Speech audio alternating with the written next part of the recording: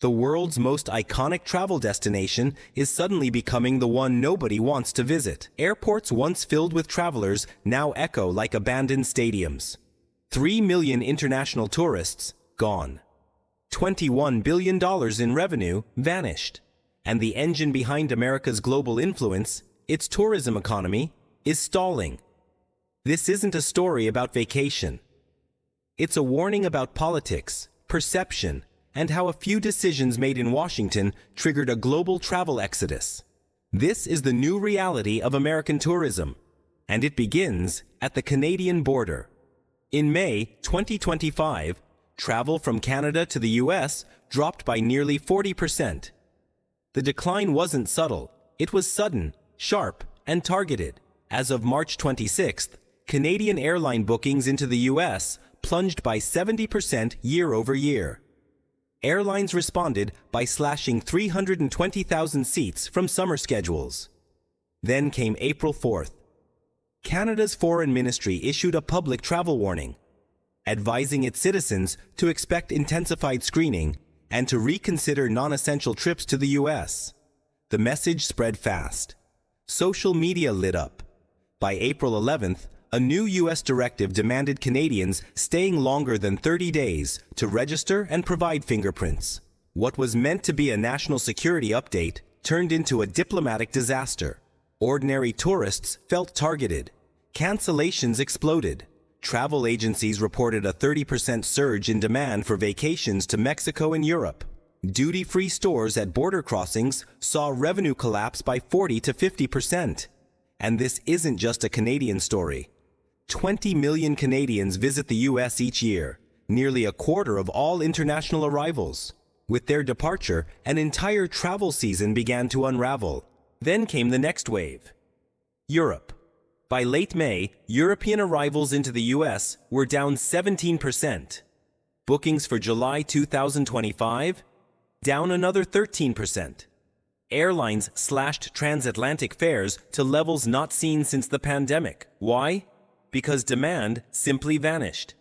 French, German, and British news outlets ran headline after headline. Long waits at U.S. customs. Harsh immigration questions. Tourists detained for hours. Viral videos of CBP interrogations. And fears that America was becoming hostile, not welcoming. In cities like New York, Miami, and San Francisco, where luxury hotels once thrived on international clientele, the effects hit hard. Room rates dropped up to 40%. Hotel lobbies emptied out.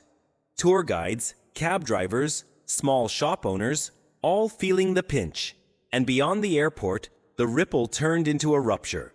Tourism is one of America's largest invisible exports. International tourists spend big, $1,700 per trip on average. They fund museums, Broadway shows, food trucks, and public transit. Now, cities are watching budget holes open as those dollars disappear. By May 2025, Las Vegas, America's entertainment capital, was bleeding tourists. Visitor numbers fell by 6.5% for the fifth month in a row. Casinos slashed prices. Luxury resorts dropped fees. But foot traffic never returned.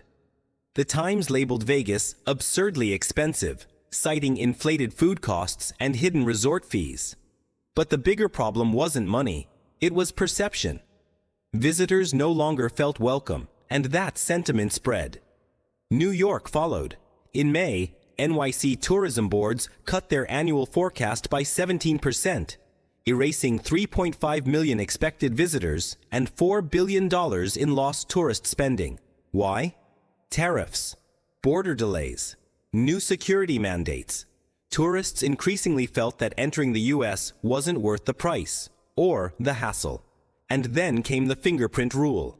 On April 11th, the Biden administration quietly enacted a measure requiring foreign visitors staying over 30 days to register with the U.S. government and submit biometric data. The backlash was instant.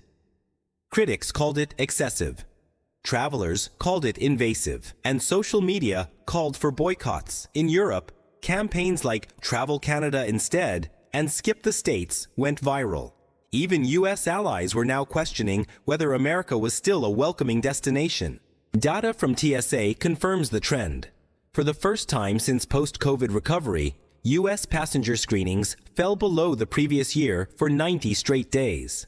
The Global Travel and Tourism Council now predicts a 7% decline in foreign visitor spending in 2025, a $12.5 billion loss.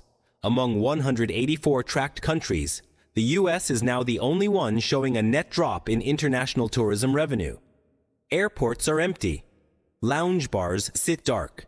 Entire sectors, hotels, theme parks, taxis, are bleeding jobs. Financial modeling warns of 230,000 tourism-related job losses if this trend continues. This isn't a pause, it's a breakdown. What caused this? A string of choices made in Washington. Fingerprint mandates, tariffs on Canadian and EU goods, escalating border inspections, rising travel costs.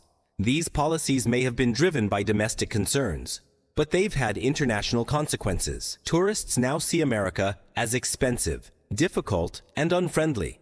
And while other nations embrace open tourism, the U.S. is pulling back and paying the price. The question is, how long can the world's top travel brand afford to alienate its audience?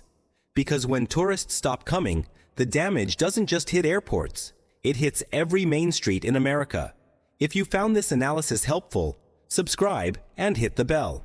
Next week, we'll reveal the countries cashing in on America's lost tourists and how they're reshaping the global travel map. Would you still visit the US in 2025? Drop your thoughts in the comments. This isn't just about vacations anymore. It's about economic survival and global perception.